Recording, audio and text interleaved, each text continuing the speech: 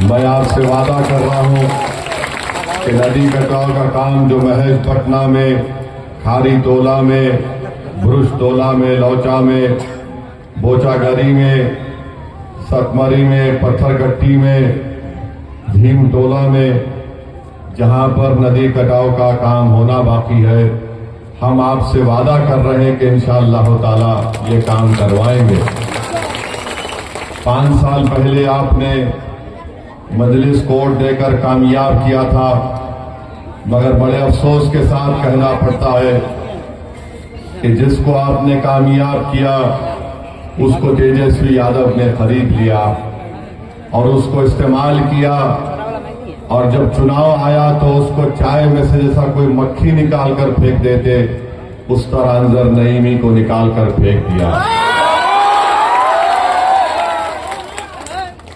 आप समझिए हमारी बात को, जितना सीमांचल का दुश्मन है, जितना आपका दुश्मन है, जितना आपके गरीबी को रखने का दुश्मन है, वो ये नहीं चाहता कि सीमांचल से सीमांचल की एक ताकतवर सियासी आवाज उठे। इसीलिए इनको अंजर नईमी से तो मोहब्बत नहीं थी, इनको दुश्मनी थी तो बहादुरगंज के गयूर आवाम से दुश्मनी थी। इनको अंजर नईमी से मोहब्बत नहीं थी, इनको दुश्मनी थी कि आखिर ये कौन है बहादुरगंज की जनता जिन्होंने अपनी आवाज को, अपने इत्तेहाद को मजबूत करते हुए अपने मुकद्दर के खुद फैसले करने का इरादा कर लिया, और इसीलिए उन्होंने मजलिस के एमएलए को तोड़ा। और आज आप देखते हैं कि उनका क्या हाल करके रख दिया। मगर मैं आपसे वादा कर रहा हूं, तौसीफ आलम मजलिस में आया है तो इंशाअल्लाह ताला हम जब तक जिंदा रहेंगे, या फिर तौसीफ आलम को अल्लाह जब तक जिंदा रखेगा, तौसीफ आलम मजलिस को छोड़कर नहीं जाएगा। इस बात का हम आपको तयक़ुन दे रहे हैं इंशाअल्लाह ताला।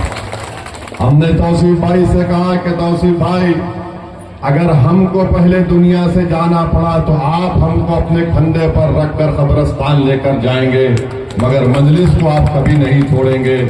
तौसीफ आलम ने हमसे वादा किया है।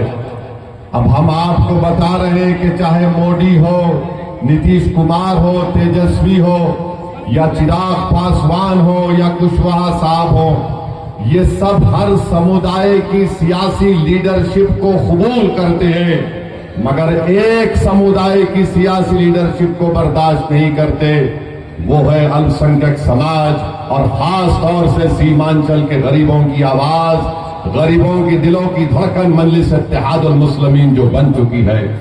ये इसको पसंद नहीं करते, चाहे दिल्ली में बैठी अब मोदी हो, पटना में बैठा नीतीश कुमार हो या तेजस्वी हो, ये सब का कबूल करेगा, मगर जहां पर बात आएगी मुसलमान की तो बोलेंगे नहीं, ये नहीं हो सकता। ये चाहते ये है कि हमेशा आपको जंजीरों में जकड़ कर रख दिया जाए, ये चाहते ये है कि हमेशा सीमांचल को पसमानदा रख दिया जाए, ये चाहते हैं कि कभी जिन गांव का नाम हमने लिया वहां पर कभी नदी कटाव का काम ना हो, ये चाहते ये है कि हमारे बच्चे ना पढ़े, ये चाहते ये है कि हमारी बेटियां तालीम याफ्ता ना बने, ये चाहते ये है कि हमारे किसानों को उनकी फसल का रेट ना मिले। ये सीमांचल के दुश्मन है। मैं आपसे अपील कर रहा हूं, 11 तारीख को आपको मोदी को, नीतीश कुमार को, तेजस्वी को एक बेहतर जवाब देना है। पतंग छाप को बटन दबाकर आपको देना है। सीमांचल की एक आजाद आवाज जरूरत है। याद रखो, जब आप और हम मिलकर सीमांचल जिंदाबाद का नारा लगाते हैं तो उसका मतलब यह है कि जिंदों की सरजमीन है, ये मुर्दों की सरजमीन नहीं है। ये जिंदों की सरजमीन इसलिए है कि उन्होंने मजलिस का हरा परचम थाम लिया। ये जिंदों की सरजमीन इसलिए है कि बरसों की दिल फरेब झूठ को आपने मुस्तरद कर दिया और आपने महसूस कर लिया कि हमारा नेता सीमांचल का बेटा होगा। कोई पटना में बैठने वाला जालिम सीमांचल की आवाज को न समझता है न बोल सकेगा। अगर आप तौसीफ आलम को छोड़कर और दूसरी पार्टी के उम्मीदवार को डालने का सोच रही है तो याद रखिए, जिसको सुनाई नहीं देता तुम्हारा गम, जो तुम्हारे आंख में आंसू है उसको देख नहीं सकता, जो तुम्हारी नाइंसाफी को अपनी नाइंसाफी नहीं समझ सकता। बहादुरगंज की जनता, सीमांचल की जनता वो तुम्हारे वोट का हकदार नहीं है। वोट का हकदार वो है जो तुम्हारी तकलीफ को अपना तकलीफ समझे, जो तुम्हारे आंसू को अपने आंसू समझे, जो तुम्हारे बच्चों को देखकर अपने औलाद की तरह उनकी तरक्की के और स्कूल का इंतजाम कर सके, जो रिश्वतखोरी का भ्रष्टाचार का खात्मा कर सके, जो नदी कटाव का काम करा सके, जो सीमांचल के किसान को इंसाफ दिला सके, जो सीमांचल के नौजवानों का मुस्तकबिल रोशन करे। ये काम अगर कोई कर रहा है तो ओवैसी और मजलिस इत्तेहादुल मुस्लिमीन कर रही है। मोदी सीमांचल को आकर घुसपैठिया बोलता है। बताओ क्या आप बांग्लादेशी हैं? क्या आप नेपाली हैं? जोर से बोलिए, आप हैं क्या?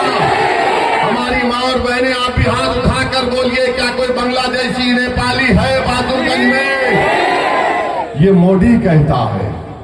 और तेजस्वी क्या कहता है हमको? ये चरमपंथी है ओवैसी। यानी मोदी, तेजस्वी का बड़ा भाई मोदी हमको घुसपैठी बोलता है, तेजस्वी हमको कहता है चरमपंथी है। तो कौन चरमपंथी है? लालू परिवार के निगाहों में जिसके सर पर टोपी है वो चरमपंथी, जो हमारी मां और बहनों के सर पर दुपट्टा या हिजाब है वो चरमपंथी, जिसके चेहरे पर दाढ़ी है वो चरमपंथी, जो अल्लाह की इबादत करता है वो चरमपंथी, जो पंच वक्ता नमाजी है वो चरमपंथी, जो रमजान के रोजे रहता है वो चरमपंथी, जो बावक हमेशा मस्जिद को जाता है वो चरमपंथी, जो बच्चों को कुरान की तालीम सिखाता है वो चरमपंथी है। और कौन चरमपंथी नहीं है? जो लालू के आगे अपना सर को झुका दे वो चरमपंथी नहीं है। जो लालू परिवार की चौखट पर जाकर भीख मांगे वो चरमपंथी नहीं है। जो लालू की तारीफ करे, उसके बेटा की तारीफ करे, तो सुनो तेजस्वी, तुम्हारे कान और दिमाग में मैल है उसको निकाल कर सुन लो। अगर अल्लाह की इबादत करना चरमपंथी है, रसूलुल्लाह सल्लल्लाहु अलैहि वसल्लम से दुनिया की हर चीज से ज्यादा मोहब्बत करना चरमपंथी है, तो सुन ले तेजस्वी, हम चरमपंथी कहलाने को तैयार है, मगर अल्लाह उसके रसूल को छोड़ने को कभी तैयार नहीं है।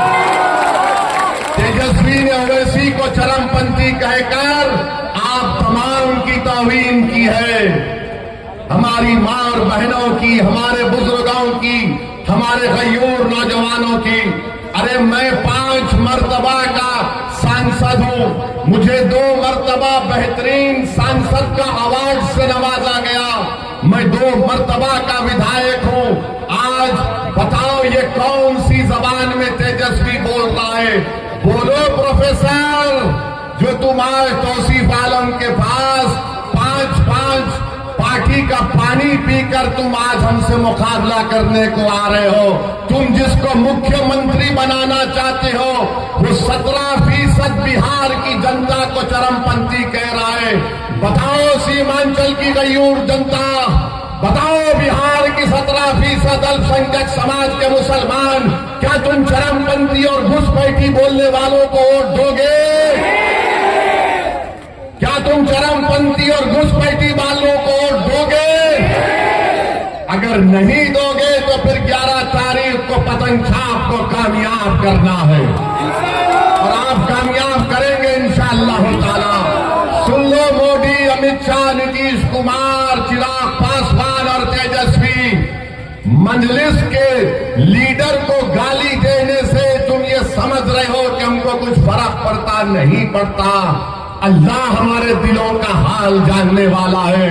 सुनो तेजस्वी, सुनो नीतीश कुमार और मोदी, सीमांचल के हर घर में मजलिस का पतंग छाप का पैगाम पहुंच चुका है।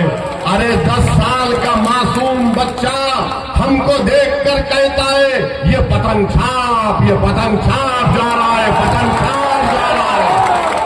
अब तुम इस मोहब्बत को नहीं निकाल सकते। तेजस्वी, हम मर भी जाएंगे ना तो ये लोग याद करेंगे कि एक पतंग छाप वाला आकर हमारे दिल में इस बात को पैदा कर दिया कि हमारे हमारे मुकद्दर के फैसले हम लेंगे। एक पतंग छाप का नाम लेकर आया जिसने कहा कि अगर 14% के लोग 15 साल मुख्यमंत्री रह सकते हैं, 17% के लोग भी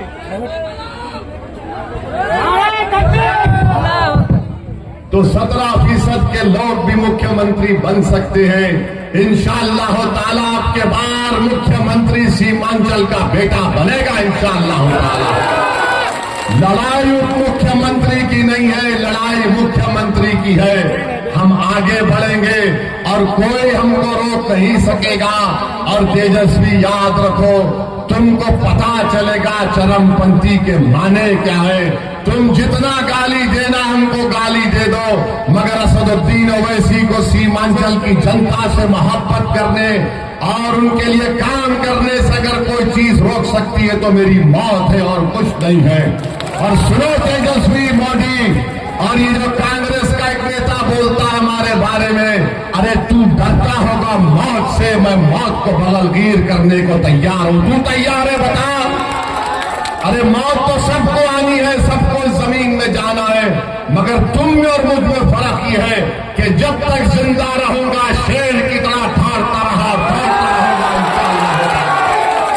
मजलूमों की आवाज बनता हूं, कमजोरों को अपनी आंखों में मजबूत समझता हूं। ये मजलिस का पैगाम है। तो 11 तारीख को पतंग छाप पर बटन दबेगा। पूरा बहादुरगंज में 1 लाख पार होगा तौसीफ आलम, 1 लाख पार होगा तौसीफ आलम इंशाअल्लाह ताला। आपसे उम्मीद करते हैं, आपसे गुजारिश करते हैं, अपने इत्तेहाद को मजबूत रखिए। बहादुरगंज की जनता, सीमांचल की जनता, एक एक और जो पतंग छाप पर पड़ेगा वो हमारे हौसलों को बुलंद करेगा। वो जवाब होगा तेजस्वी को, वो जवाब होगा मोदी को। अपने इत्तेहाद को मजबूत करिए। तो लगाइए नारा हमारे साथ, सीमांचल की जनता जिंदाबाद, बहादुरगंज की जनता जिंदाबाद, बहादुरगंज की जनता जिंदाबाद, हमारा इत्तेहाद जिंदाबाद, हमारा इत्तेहाद जिंदाबाद। नारे तकबीर, नारे तकबीर। बहुत बहुत शुक्रिया, क्योंकि देरी हुई, मगर इंशाअल्लाह ताला बाद में आकर तफसील